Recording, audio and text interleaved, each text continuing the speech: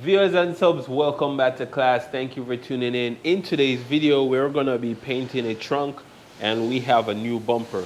So I'm gonna show you guys exactly how you can change the shade of the color just by changing the pressure.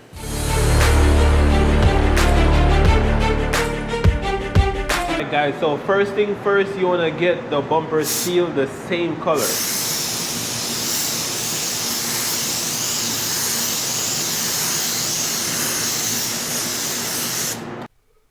Now guys, once you're done laying down the sealer, you can go ahead and set up for paint. Now I'm using the DV1 gun, setting it up to 15 PSI. That's one of the things I love about the DV1 gun. It doesn't require that much pressure. And when you're doing a spray out to match a bumper, one of the best techniques that is most reliable is to get a piece of that same bumper or the old bumper and use it as a spray out, because you can clip it back on the car and see exactly how it's gonna look. Now once you're done with the spray out, make sure that on the bumper or the other panels you're using the same PSI. You want to keep everything consistent. And for those of you who don't know what sealer is, a sealer is going to be your ground coat for when you're doing new panels, or even if you are doing repairs and you want to seal over your primer. It's a good habit. It's going to prevent your paint from flaking off. It's providing adhesion. It prevents bleeding. It gives you a ground coat on the substrate that will give you better coverage. I posted a short recently and a lot of you guys gave some great answers. So that's the purpose of sealer. You can use adhesion promoter. I advise you to use it. If you have it, it'll work just as good. So that's the first coat. I'm gonna let that flash, and then we're gonna come in and start changing the shade. Guys, now that we have some coats on there, now we're gonna show you the difference. So you wanna get a piece of paper and then just do half. I'm just gonna get half of it. Secure one half and then paint the other half. Now I'm gonna change the pressure. So we were spraying at 15 PSI. Now we're going down to 12. A paint rep actually taught me this trick. So 3 PSI plus or minus is gonna change the shade of the color. Now who says it can be more plus or minus? But 3 plus or minus right now can show you a huge change, and I'm gonna show you right now.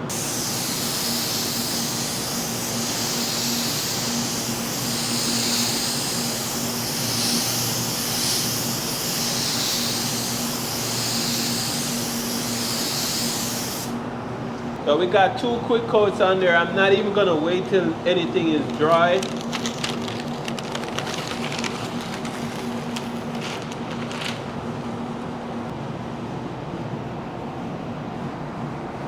Alright guys, so as you can see here, there is 2 different shades of color here.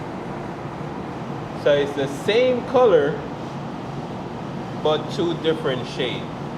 This one is the lighter and this one is darker. So what happens is, right, you're getting the flakes or the paint or the metallic flakes in the paint to come out in bigger droplets. And if they're in bigger droplets, they're gonna be darker, bigger and darker. So that is why you can see 2 different shades of the color.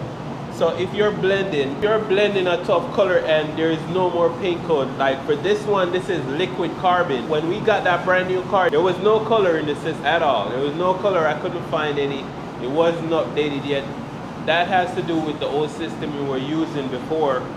But what I did was I took a picture of the car on those paint cameras, and then I got a color. Color was still no good.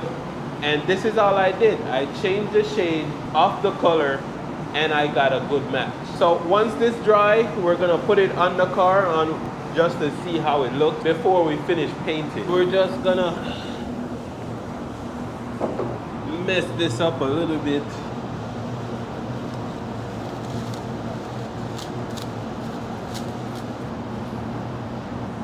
and just pop this on.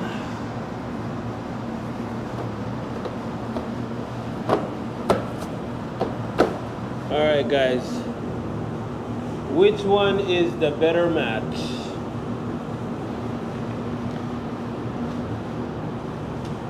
Is it this one or is it this one? Which one would you use? Or do you think it's not good enough? Let's go ahead and go back to the drawing board. What do you guys think? Because I'm thinking I'm going with this one. That's at 12 psi. And if you want, we can get a little light on there with the sun gun. So I can see this better than you guys can. So this is basically giving me a look, see, of how it's gonna look outside. And I can definitely use the shade of the same color. Now this won't work on every single gun. The DV one, it doesn't require a lot of pressure. So different guns might give you different reading. But using that, that's what I get. And it'll be the same with any other gun, but at different levels of pressure. So we can safely say, okay, we're gonna go ahead and choose that shade, finish up on the bumper and the trunk, and then get everything cleared. Ready? Let's go. Now let me share something with you guys. I recently painted a car the same color, painted the bumper, and the customer brought it back because they didn't like how the color matched. Now, as a paying customer, you earn the right to complain, right? Some people just want their thing a certain way, and you as a body man or a painter, you have to deliver, right? So if you go to an insurance, right? If you get an insurance job and you tell them, hey, I need to blend, right? I need a blend. They're gonna tell you no.